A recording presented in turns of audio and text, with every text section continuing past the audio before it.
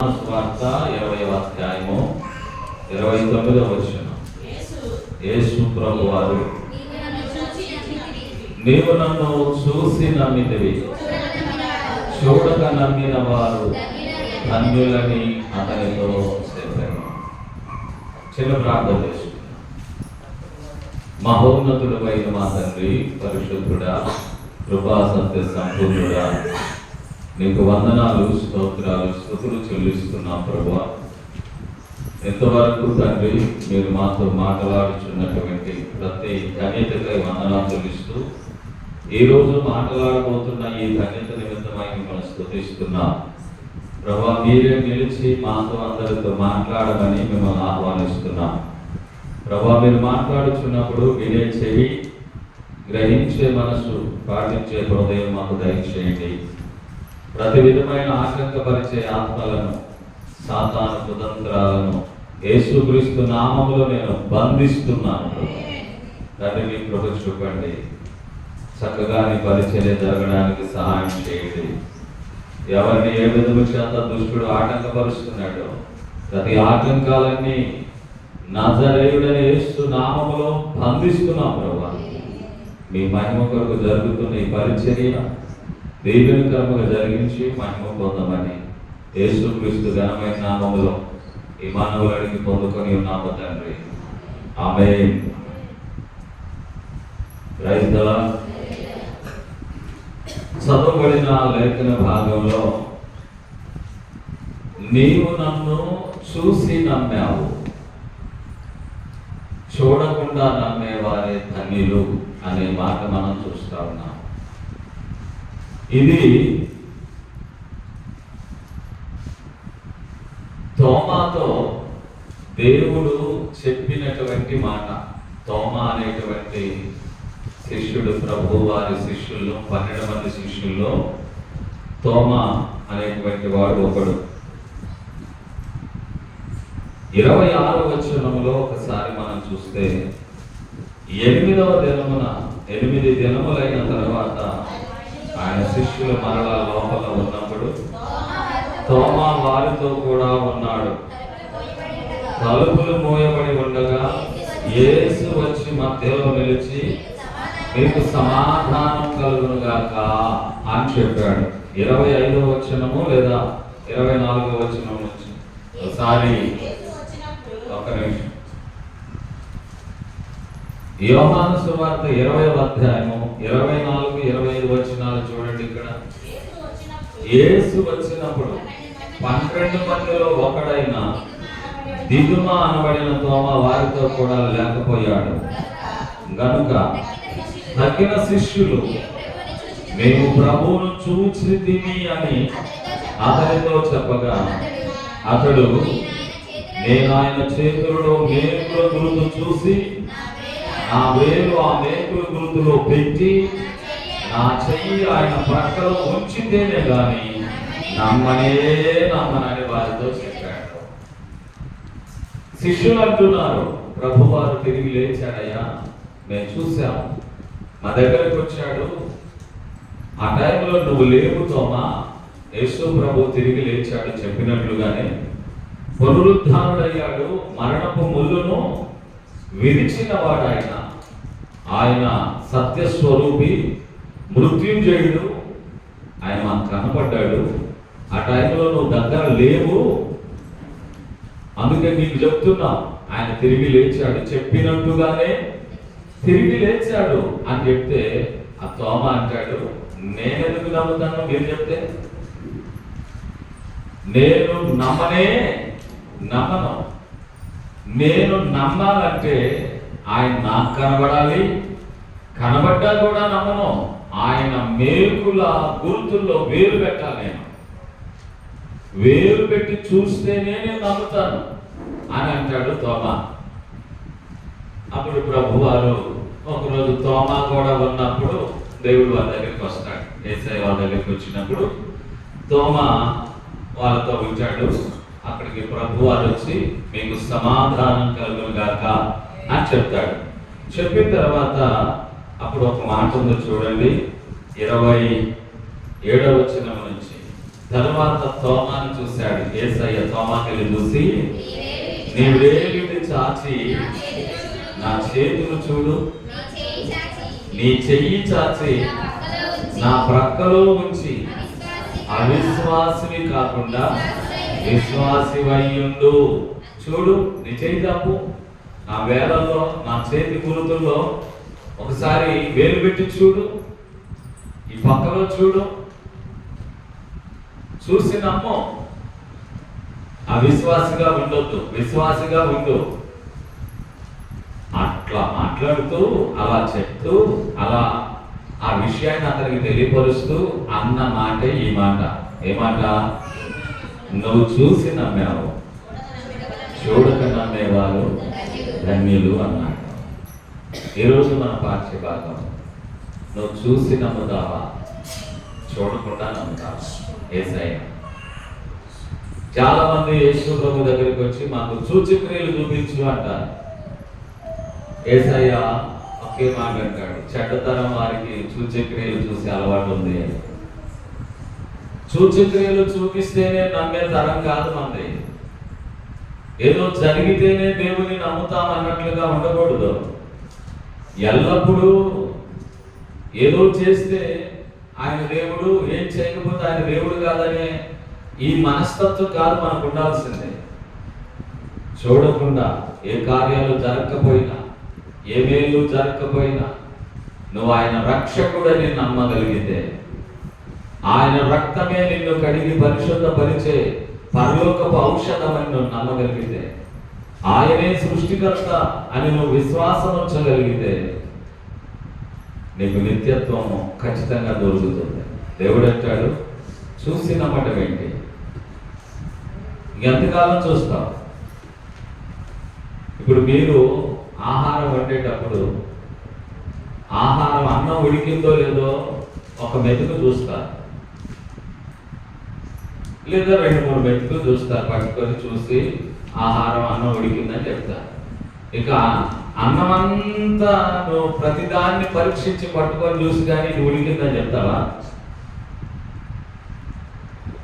అందుకే చూసి నమ్మేవారి కంటే చూడకుండా నమ్మేవారే ధన్యులు. నేను ఒకరిద్దరి గురించి మీతో పంచుకుంటాను. అదేంటంటే, అనాది కాలంలో ఇశ్రాయేలు ప్రజలు అరణ్య యాత్ర చేస్తూ ఆ యాత్రలో ఆయా రాజ్యాలను దాటుకుంటూ ఆ రాజ్యాల్లో దేవుని మహాకృపను బట్టి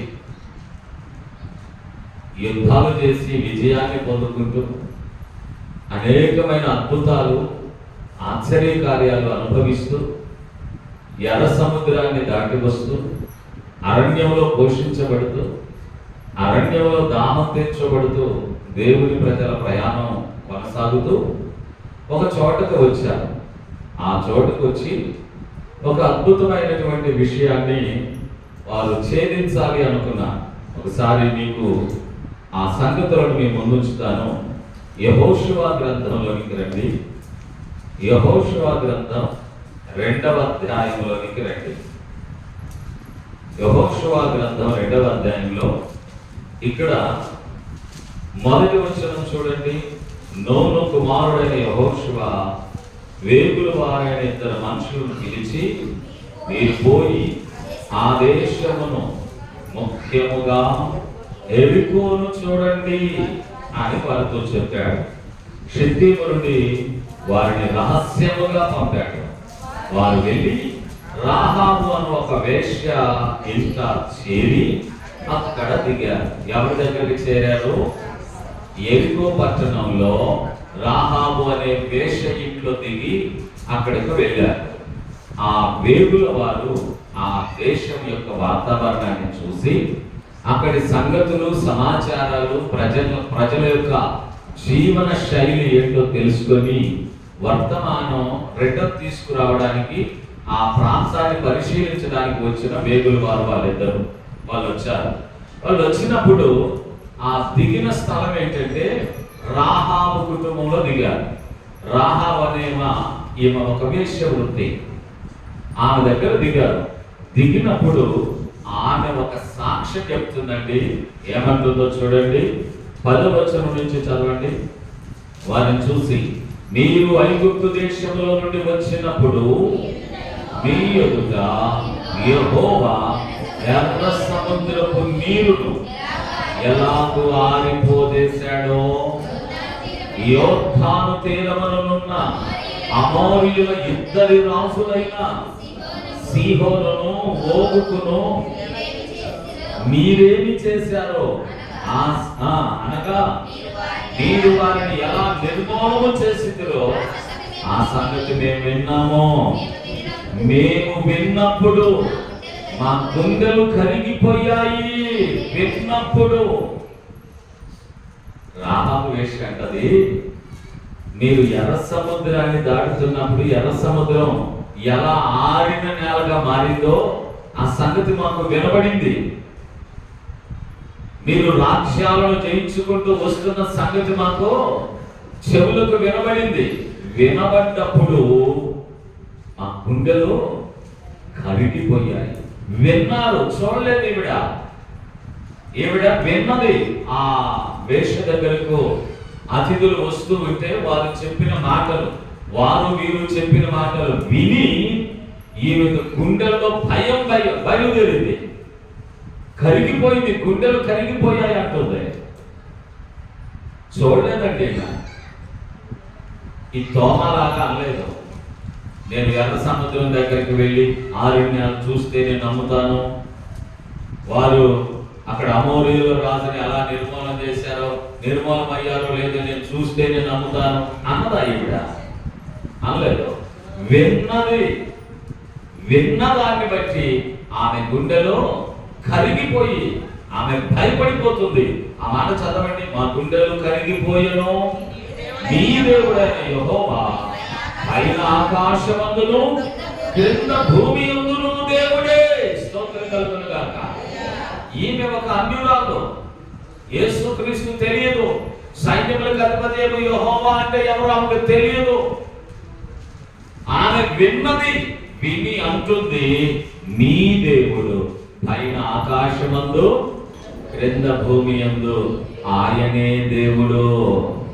ప్రైజ్ ది లార్డ్. ఆయన దేవుడు అని నేను చూశానా? ఏమో చూసిందా? ఏమైనా ఆశ్చర్య కార్యాలు జరిగాయా? మాకు సూచక్రియలు చెయ్యా మేము నమ్ముతామని అన్నదా? అనలేదండి. విన్నది, ఆయన చేసే గొప్ప కార్యాలను గురించి విన్నది, విని ఆయనే దేవుడని నమ్మింది. చప్పట్లు కొట్టి దేవుడిని స్తుతిద్దాం. 11వ వచనం చూడండి. మేము వినినప్పుడు మా గుండెలు కరిగిపోయాయి. ఈరోజు ఈ మాట నీతో దేవుడు మాట్లాడితే నువ్వెన్నిసార్లు దేవుని వార్త వినలేదు? నువ్వెన్నిసార్లు దేవుని గురించినటువంటి బోధన వినలేదు? ఎన్నిసార్లు సువార్తని హృదయానికి పట్టలేదు? నువ్వు చేస్తుంది తప్పు, ఆ దారిని విడిచిపెట్టు, అది పద్ధతి కాదు, అలా బ్రతకొద్దు అని దేవుడు నీతో మాట్లాడలేదా? ఎప్పుడన్నా నీ గుండెల్లో భయం వచ్చిందా? కఠినమైన హృదయాలుగా ఉన్నాయే తప్ప భయపడ్డ వారు చాలా తక్కువ మంది ఉన్నారు. కానీ వేశ్యైన ఆమె గుండెలు కరిగిపోయాయి. ఆమె ఏమంటుందంటే, నీ దేవుడైన యెహోవా పైన ఆకాశమందును క్రింద భూమి యందును దేవుడే. నీ ఎదుట ఎట్టి మనుషులకైనను ధైర్యము ఏమాత్రము ఉండదయ్యా. నీ ఎదుట ఎలాంటి బలవంతులైనా, ఎలాంటి సాహసం చేయగలిగిన వారైనా, ఎలాంటి ఉన్నత దేవులైనా, నబీలైనా, ఇంకెవరైనా నీ ఎదుటకు వచ్చినప్పుడు వారు ధైర్యం చేసి నీ ముందు నిలవలేరు. కారణం ఏంటంటే మీ దేవుడే దేవుడు. చప్పట్లు కూడా దేవుడు. అమ్మ, నీకెలా తెలుసు? నువ్వు చూసావా? నేను చూడకపోయినా చూసే నమ్మాలని నేను అనుకోలేదు. చూడకుండానే ఆయన దేవుడని నేను నమ్మాను. అందుకే ఈ మాట, చూసి నమ్మిన వారి కంటే చూడక నమ్మిన వారే ధన్యులు. అప్పుడు ఆమె ఏమంటుందో తెలుసా? నేను నమ్మాను, ఆయనే దేవుడు, అప్పుడు ఆమె అంటుంది 12వ వచనం, నేను మీకు ఉపకారము చేసి తిని గనుక మీరును నా తండ్రి ఇంటికి ఉపకారము చేయండి అని అడిగింది. నేను మీకు ఉపకారం చేశానయ్యా, నాకు ఉపకారము చేయండి. 16వ వచనం, ఆమె మిమ్మల్ని తరంపోయిన వారు నీ ఎదురుగా వచ్చు వరకు 3 దినాలు అసలు దాగి ఉండమని చెప్పింది. 18వ వచనం, నీవు మమ్మను దించిన ఈ కిటికీకి ఈ ఎర్రటి దారము కట్టి నీ తండ్రిని, నీ తల్లిని, నీ అన్నదమ్ములను, నీ తండ్రి ఇంటి వారందరినీ నీ ఇంట చేర్చుకొనుము, నీ ఇంట చేర్చుకొనుము. దేవునికి మహిమ కలుగును గాక. హల్లెలూయా. చూడండి, దేవుడు అద్భుతమైనటువంటి ఈ స్త్రీని మన ముందు ఉంచాడు.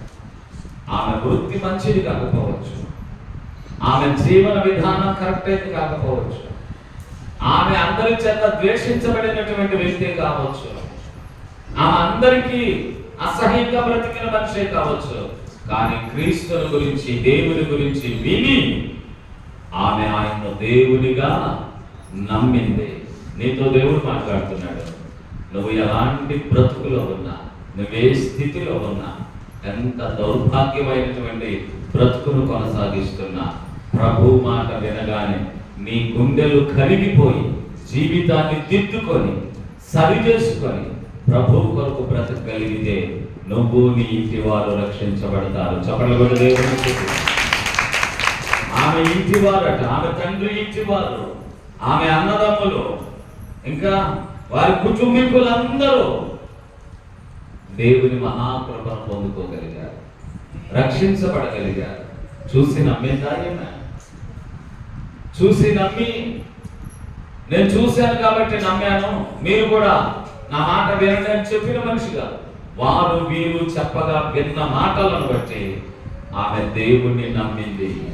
మీ దేవుడే పైన ఆకాశమందు క్రింద భూమి యందు దేవుడు ఆయన నన్ను జ్ఞాపకం చేసుకొని మా కుటుంబానికి ఉపకారం చేయండి అనగానే ఎరికో పట్టణం మీదకు వచ్చినటువంటి సైన్యం ఈ కుటుంబాన్ని, కుటుంబంలో చేరిన అన్నదమ్ములను, తల్లిదండ్రులను, అక్కజెల్లెలందరినీ ఏ హాని చేయకుండా రక్షించగలిగారు. ఆ తల్లి, ఆ రాహాబు అనే వేశ్య తన కుటుంబాన్ని రక్షించుకోగలిగింది. చూసి నమ్మా, చూడక నమ్మా? చూడక నమ్మిన ఆమె ధన్యురాలు. చప్పట్ల కొట్టు దేవుని. మీతో చాలా సార్లు దేవుడు చెప్తున్నాడే, ఉగ్రత వస్తుంది, తప్పించుకోలేము. ఏమి విత్తుతావో దాన్నే కోస్తావు. తప్పు దారిలో నుంచి నీ జీవితాన్ని దిద్దుకొని ప్రభు కొరకు పవిత్రంగా బ్రతుకు. మనసును మార్చుకోండి, మారు మనసు పొందండి. పరలోక రాజ్యము సమీపించింది, మార్పు చెందండి. ఇదిగో ఆయన త్వరగా రాబోతున్నాడు అని ఎన్ని పర్యాయాలు దేవుని మాట నీ దగ్గరకు వచ్చినా నీ గుండెలు కలుగుతున్నాయా? నీ హృదయంలో మార్పు ప్రారంభమవుతుందా? ఇంకా గుండెను రాయి చేసుకొని, కఠినం చేసుకొని అలాగే ముందు కొనసాగుతున్నావా? ఆలోచించాలని మనవి చేస్తున్నా. ఈ రాహాబు వేశ్య చూడలేదండి, కానీ విన్నది, విని నమ్మింది. నమ్మి తను, తన కుటుంబీకులందరినీ రక్షించుకోగలిగింది. ఒకసారి మీరు నమ్మితే దేవుని స్తోత్రం చెప్తారా? హల్లెలూయా. రెండవది, మార్కు సువార్త 5వ అధ్యాయంలోకి రండి. 2వ సంఘటన చూద్దాం. మార్కు సువార్త 5వ అధ్యాయం 25వ వచనం. 12 ఏళ్ల నుండి రక్తస్రావ రోగము కలిగిన ఒక స్త్రీ ఉండెను. ఆమె అనేక వైద్యుల చేత ఎన్నో తిప్పలు పడి తనకు కలిగినదంతయు వ్యయము చేసుకొని ఎంత మాత్రమునో ప్రయోజనము లేక మరింత సంకటపడెను. ఆమె యేసును గూర్చి విని నేను ఆయన వస్త్రములు మాత్రము ముట్టిన బాగుపడుదుననుకొన్నది. వస్త్రములు ముట్టితే నేను బాగవుతాననుకుంది. విన్నది. ఏ వ్యక్తి స్వస్థపడటం ఆమె చూడలేదు, ఏ వ్యక్తి ఆరోగ్యంగా మారడం మనం చూడలేదు. ఏ వ్యక్తిని కుష్ఠరోగంతో ఉన్నవాడు అద్భుతమైన ఆరోగ్యవంతుడిగా మారడం మనం చూడలేదు. పక్షవాయువు కలిగిన వాడు లేచి నడవడం మనం చూడలేదు. గుడ్డి వారు చూపు పొందడం మనం చూడలేదు. కుంటి వారు నడవడం మనం చూడలేదు. కానీ విన్నది, చెప్పిన మాటలు విన్నది. ఆనంతకముందు ఇంచుమించు 12 సంవత్సరాల ఇదే భయంకరమైన జబ్బుతో బాధను అనుభవిస్తూ ఉంది. 12 ఏళ్లుగా ఎంతమంది వైద్యులను దర్శించిందో, ఎన్ని రకాల తిప్పలు పడిందో, ఎంత ధనాన్ని తనకున్నదంతా ఆరోగ్యం కొరకు ఖర్చు చేసింది. తనకున్నదంతా స్థలం ఉంటే స్థలం అమ్మేసింది, పొలం ఉంటే పొలం అమ్మేసింది, బంగారం ఉంటే బంగారం అమ్మేసింది. ఉన్న ధనమంతా రోగం నుండి బయటపడడానికి ఎంతో మంది వైద్యుల దగ్గరకు వెళ్ళి తిప్పలు పడింది. ఎవ్వరూ ఆ రోగాన్ని బాగు చేయలేదు. యేసయ్యను గురించి విన్నదంతే, కేవలం విన్నది, చూడలేదు. ఆవిడ విని ఆమెకు ఒక నమ్మకం వచ్చింది.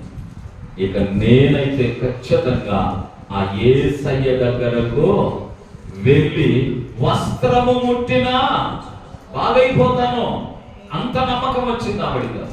ఆయన ముట్టుకుంటాడు, ప్రార్థన చేస్తాడు, హత్తుకుంటాడు. అమ్మా నీకు స్వస్థత ఇస్తున్నాను, ఇదిగో నువ్వు ఇన్ని రోజులు ప్రార్థన పెట్టుకో, ఇన్ని రోజులు కోరికలు పెట్టుకో అని చెప్పడాయన. నేను వస్త్రము ముట్టినా బాగుపడతాననే నమ్మకం ఆమె కలిగింది. అంత నమ్మకం వచ్చింది ఆమెకి. ఆమె చూసింది ఎవరికన్నా? చూసి నమ్మిన వారి కంటే చూడక నమ్మిన వారు ధన్యులవుతారు. ఇప్పుడు ఆమె నమ్మింది కదా, వచ్చింది. చూడండి, జన సమూహములో ఆయన వెంట వచ్చి ఆయన వస్త్రాన్ని ముట్టింది. వెంటనే ఆమె రక్తధార కట్టెను కనుక తన శరీరములో ఆ బాధ నివారణైనదని గ్రహించింది. చప్పట్ల కొట్టి దేవుడు గ్రహింపు కలిగింది ఆవిడకు. ఇది దేవుని వల్ల జరిగిందని గ్రహించింది. మనకు దేవుడు స్వస్థపరిచినా మనం గ్రహించలేకపోతున్నాం. మనకేముంటుందో తెలుసా?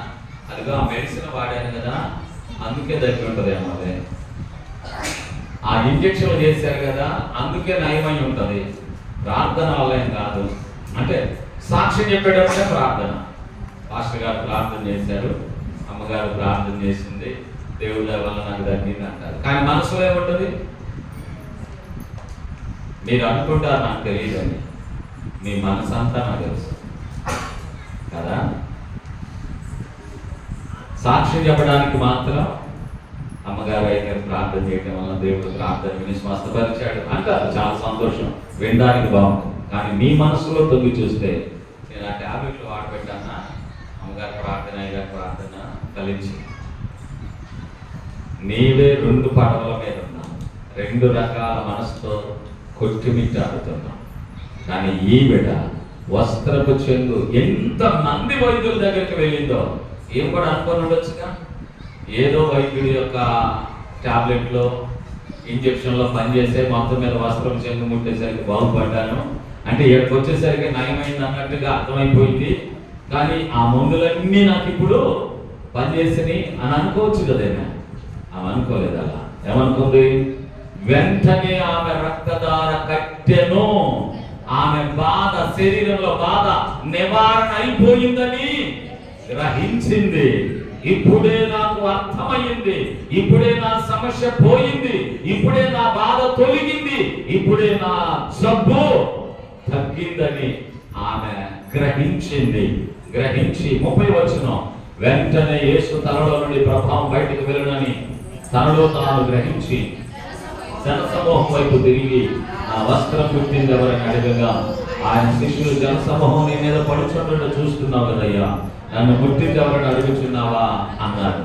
కార్యము చేసిన ఆమెను కనుక్కోవాలని ఆయన చుట్టూ చూశాడు. అప్పుడు ఆ స్త్రీ తనకు జరిగినది ఎరిగి భయపడి వణుకుచూ వచ్చి ఆయన ఎదురు సాగిలపడి తన సంగతంతా చెప్పింది. చప్పట్లు కొట్టి దేవుని ఆమె సాక్ష్యం ఇచ్చింది.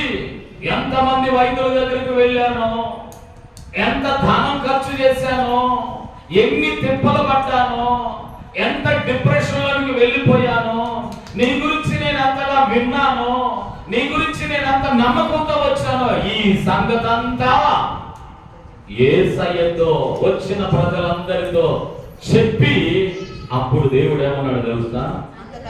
అంతటా ఆయన, కుమారి నీ విశ్వాసము నిన్ను స్వస్థపరిచెను, సమాధానము గలదానవై పొమ్ము, నీ బాధ నివారణై నీకు స్వస్థత కలుగును గాక అని ఆమెతో చెప్పాను. నీ విశ్వాసం, నువ్వు చూడలేదు కానీ చూడకుండా చెప్పిన విషయాలు విని నమ్మి నీ నమ్మకంతో బలమైన విశ్వాసంతో నా దగ్గరికి వచ్చావు. నీ విశ్వాసమే నిన్ను స్వస్థపరిచి.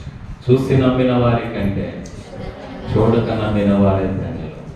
దీర్ఘకాలిక వ్యాధి, 12 సంవత్సరాలుగా తగ్గని రోగం, ఎంతమంది వైద్యులు చూసినా విరుగుడు ఇవ్వలేనటువంటి రోగం, నయం చేయలేని రోగంతో 12 సంవత్సరాలు బాధపడతా ఉంది. ఆస్తులన్నీ అమ్మేసింది, బంగారం, పొలం, స్థలం అన్ని అమ్మిన నయం కాని జబ్బును ఆ బిడ్డ శరీరంలో భరిస్తూ ఉంది. దేవుని గురించి విన్న తర్వాత ఆమెకు ఒకే ఒక నమ్మకం, నేను ఏ వ్యక్తి బాగుపడటం చూడకపోయినా నేను విన్న దాన్ని బట్టి ఆయన వస్త్రము ముట్టినా బాగుపడతానని నమ్ముతున్నాను అని ఆయన వెనుకాల వచ్చి వస్త్రపు చెంగును ముట్టి బాగుపడ్డది. చూసి నమ్మిన అనేకుల కంటే చూడక నమ్మిన ఆమె ధన్యురాలు. రైతులా, మొదట రాహాబు ఎర్ర సముద్రం దగ్గర ఆరణ్యాలను చూడలేదండి, వారు జయిస్తున్న రాజ్యాలను చూడలేదండి. చూడకపోయినా మీరు సేవిస్తున్న దేవుడే పైన ఆకాశమందు క్రింద భూమి యందు ఆయనే దేవుడు. నమ్మింది రాహాబు, చూడకుండా నమ్మింది. ఆమె కుటుంబాన్ని రక్షించుకోగలిగింది. ఈమె చూడకుండా నమ్మింది, ఎంతో తిప్పలు పడింది, ఎన్నో రకాల వైద్యాలు చేయించింది, ఎంతమంది వైద్యుల దగ్గరకో తిరిగింది. కానీ ఈయన కూడా వాళ్ళల్లో ఒకడు అని అనుకోలేదు. కానీ చూడకపోయినా ఆయన దగ్గర నాకు ఆరోగ్యము దొరుకుతుందని నమ్మింది. నమ్మిన ఆమె ధన్యురాలని పిలువబడింది. స్తోత్రం కలుగును గాక. చూసి నమ్ముతావా? ఇన్ని సాక్ష్యాలు నీకు వినబడుతున్నాయి, ఇంకా ఇప్పటికైనా యేసయ్యను పరిపూర్ణంగా నమ్మలేవా? ఒకరోజు ప్రభువారు ఒక వ్యక్తి దగ్గరికి వెళ్ళాడు. ఆ ప్రాంతానికి వెళ్ళడానికి కారణం ఏంటంటే, ఆయన తొంగి చూసినప్పుడు ప్రజలందరూ చెడిపోయినట్లుగానే ఉన్నారంట, ఒక్కడు బాగలేదంట. భూలోకం అంతా ఆయన కళ్ళకు పూర్తిగా పాడైపోయింది. మనుషుల జీవిత విధానం అంతా సర్వనాశనం చేసుకుంటున్నారు, విచ్చల విడిగా తిరుగుతున్నారు. ఎవరికి నచ్చిన పాపం, ఎవరికి నచ్చిన స్వభావం, ఎవరికి నచ్చినట్లుగా వారు బ్రతుకుతూ భూలోకం అంతా చెడిపోయినటువంటి ఆ పరిస్థితిని ప్రభువు వారు అలా చూస్తుంటే ఆయన ఎందుకు చేశారా మనుషులను బాధపడుతున్నాడు. ఆ రోజుల్లో ఒక వ్యక్తి ఆయన కళ్ళల్లో పడ్డాడు. చూడండి, హెబ్రీ పత్రికలోనికి రండి. 11వ అధ్యాయంలో ఆ వ్యక్తి ఏ విషయాన్ని గురించి దేవుడు ఆ వ్యక్తితో మాట్లాడుతున్నాడు చూడండి. 11వ అధ్యాయము 7వ వచనం చూడండి. విశ్వాసమును బట్టి నోవహు అది వరకు చూడని సంగతులను గూర్చి దేవుని చేత హెచ్చరించబడ్డాడు. అది వరకు చూడని సంగతులు నోవహు అంతకుముందు ఎప్పుడు చూడలేదంట. ఆ చూడని సంగతులను బట్టి దేవుడు హెచ్చరించగా, దేవుడు చెప్పగా, చూడకపోయినా దేవుడు చెప్పగా ఏం చేశాడో చూడండి. ఓడను సిద్ధం చేసుకున్నాడు. అందువలన అతడు లోకము మీద నేరస్థాపన చేసి విశ్వాసం బట్టి కలుగు నీతికి వారసుడయ్యాడు. దేవుని చేత హెచ్చరించబడిన వాడై తన ఇంటి వారి రక్షణ కొరకు అని వ్రాయబడింది. తన ఇంటి వారి రక్షణ కొరకు వాడను నిర్మించాడు. మరలా చదవండి స్పష్టంగా 7వ వచనం. విశ్వాసం బట్టి నోవాహు అదిగో అది వరకు చూడని సంగతులను బట్టి దేవుని చేత హెచ్చరించబడిన వాడై భయభక్తులు గలవాడై తన ఇంటి వారి రక్షణ కొరకు ఓడను సిద్ధం చేశాడు. అది వరకు వినలేదు, చూడలేదు, చూడకుండా నమ్మాడు. దేవుడు చెప్పగా నమ్మాడు. అది వరకు ఏం చూడలేదంటే దేవుడు చెప్పాడు, ఆకాశం నుంచి వర్షం కురిపిస్తాను,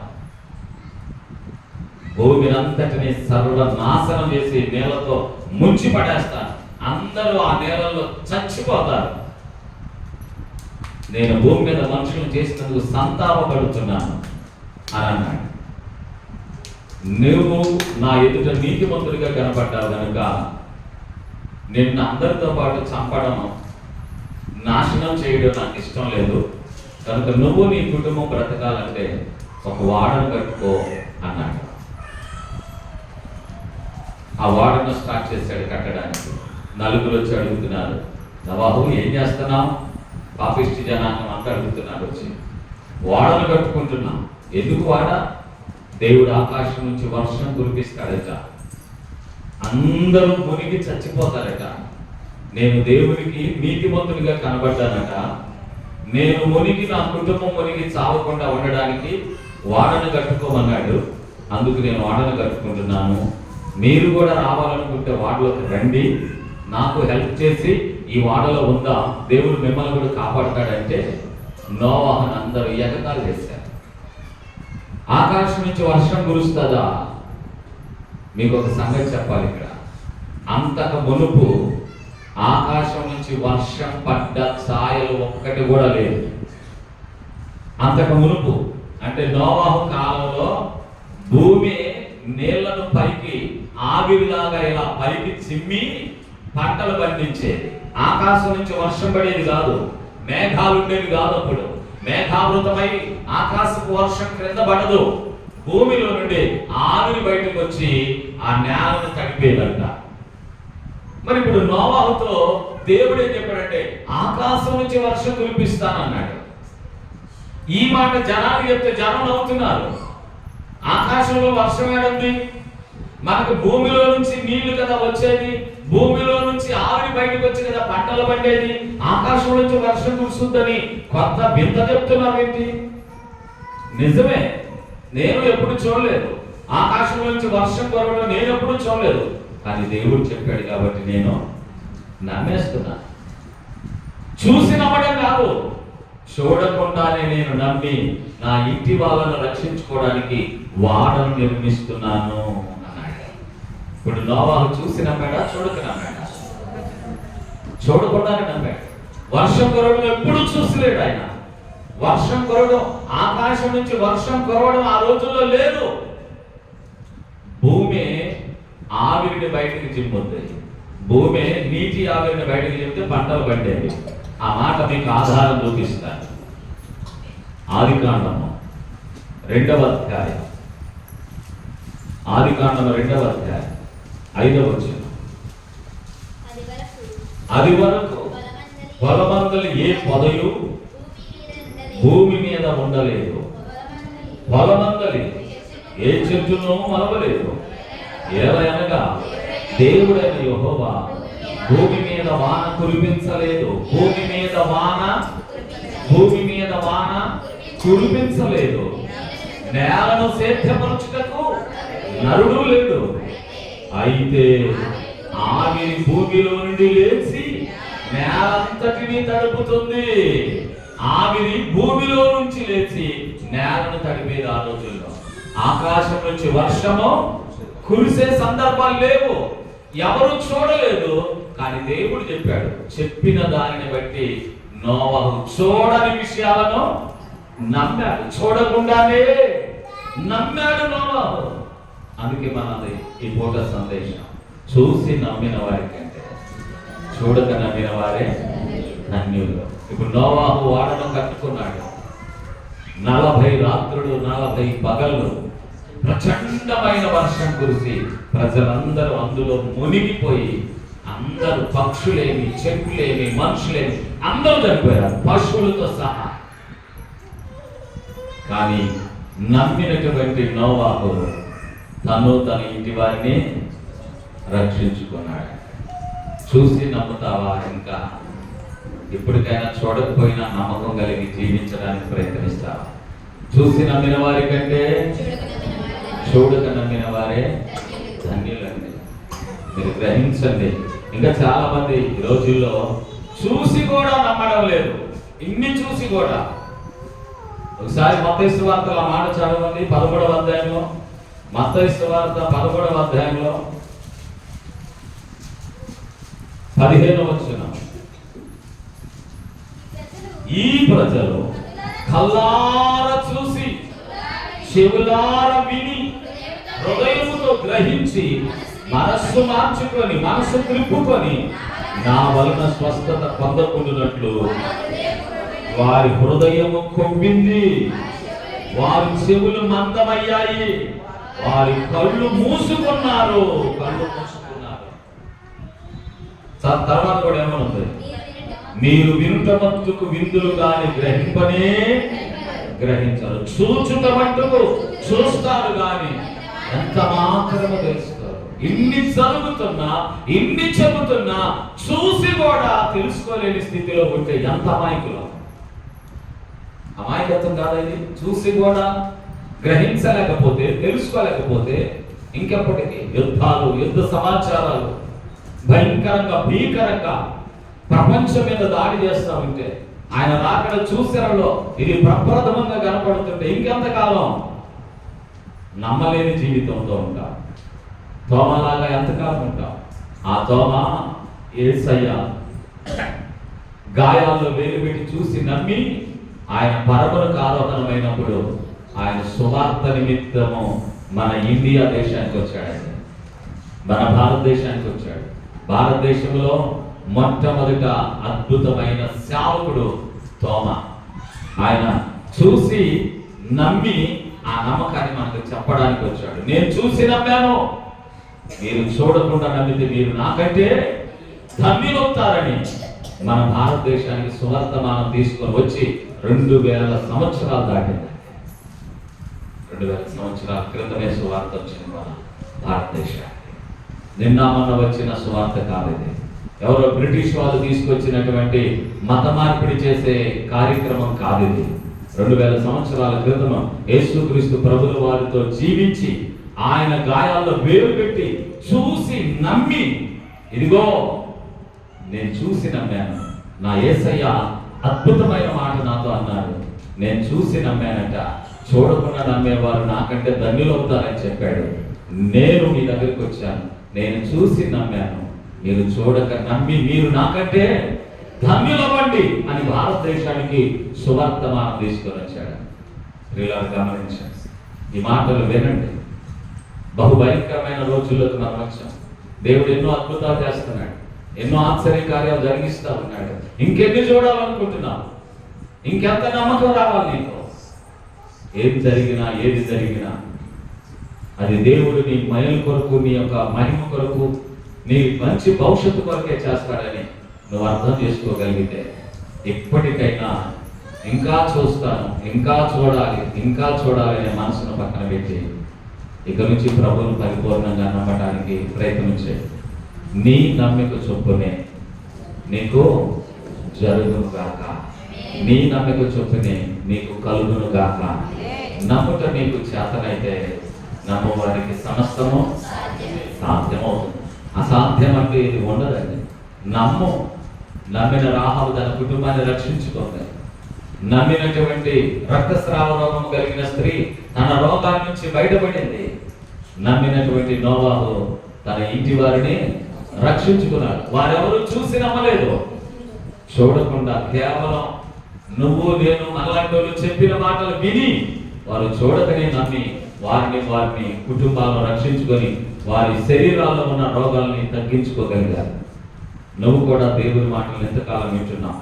ఎప్పటికైనా నీ జీవితాన్ని దిద్దుకొని ప్రభు కొరకు నేను సమర్పించుకొని, ప్రభువా నేను నమ్ముతున్నానయ్యా, నువ్వు సజీవుడమైన దేవుని కుమారుడు, నేను నీ బిడ్డగా జీవిస్తాను తీర్మానం తీసుకుంటే నీకే కొరత ఉందో, ఆరోగ్యపు పరిస్థితి, ఆర్థిక పరిస్థితి, చీకటి శక్తుల చేత బాధించబడుతున్నారా? అనారోగ్యాలు మీ కుటుంబాలను ఏలుబడి చేస్తున్నాయా? ఒకరి తర్వాత ఒకరు వ్యాధిగ్రస్తులు అవుతున్నారా? సమస్యలు తలెత్తుతున్నాయా? సమాధానాలు కోల్పోయారా? అపవాది మిమ్మల్ని ప్రేరేపించి రెచ్చగొట్టి గొడవలు పెట్టి సమాధానం లేకుండా చేసుకున్నాడా? ఏది? ప్రభువుని అడగండి. ప్రభువా, నేను నమ్ముతున్నాను, సమాధానకర్తవు కదా, పరమ వైద్యుడు కదా, సమృద్ధి కలిగిన శ్రీమంతుడవు కదా, నా కొరతలు ఇవయ్యా. ప్రభువుకు మీ మనసులో ఉన్నవి ఆయన పాదాల మీద కుమ్మరించి, నేను చూసే నమ్మాలనుకోవట్లేదు, ఈ రోజు నుంచి చూడకపోయినా సంపూర్ణంగా నేను నమ్ముతున్నాను ప్రభువా, నాకు సహాయం చేయమని ప్రార్థన చేయగలిగితే నీవు అద్భుతమైన ధన్యుడవు, ధన్యురాలుగా మారబోతున్నావు. దేవుడు నీ కట్టి గొప్ప ధన్యత కలుగ చేయునుగాక. ప్రార్థన చేసుకున్నాం. ప్రేమగల మా తండ్రి, మీకు వందనాలు. శాశ్వతమైన ప్రేమతో ప్రేమిస్తున్న దేవా స్తోత్రాలు అయ్యా. ప్రత్యేకించి ఈ రాత్రి కాల సమయంలో చూసి నమ్మిన వారి కంటే చూడక నమ్మే వారే ధన్యులని మాట్లాడేవయ్యా. నీ ధన్యకరమైన జీవితాన్ని మాకు ఇస్తున్నందుకు తండ్రి, ఎన్నో అద్భుతాలు చూశాం, ఎన్నో ఉపకారాలను చూశాం, ఎన్నెన్నో విన్నా ప్రభువా. నిశ్చయంగా విన్న మేము చూసే నమ్మాలి అని తీర్మానం తీసుకోకుండా, చూడకపోయినా నమ్మి నిన్ను దేవుడిగా, రక్షకుడిగా, విమోచకుడిగా, మా ప్రాణనాథుడిగా గుర్తించి ధన్యకరమైన జీవితాన్ని అనుభవించాలని ఆశపడుతున్నామయ్యా. ప్రభా, మమ్మల్ని ధన్యులుగా చేయండి, ధన్యులుగా మార్చండి, ధన్యులుగా మారడానికి సిద్ధపడిన ప్రతి బిడ్డను దీవించండి తండ్రి. ఈ బలిపీఠంలో ఉన్న ప్రతి ప్రార్థన అంశాన్ని ఎత్తిపెట్టి ప్రార్థిస్తున్నాను స్వామి. అయ్యా, మీరు కనికరం చూపండి, ప్రతి అంశాన్ని మీరు చూడండి, ప్రతి అంశం మీద మీరు దృష్టి ఉంచండి, ప్రతి ప్రార్థన అవసరతకు జవాబివ్వండి. తప్పక సహాయం చేయండి. నీవు సహాయం చేయగలిగిన దేవుడు అయ్యా. నీవు విడిచిపెట్టేవాడివి కాదు, నువ్వు త్రోసివేసేవాడివి కాదు, నువ్వు పట్టించుకోకుండా దాటిపోయేవాడివి కాదయ్యా. ప్రభా, ఈ ప్రార్థన ప్రతి అంశాన్ని తప్పక మీరు నెరవేర్చుదురుగాక.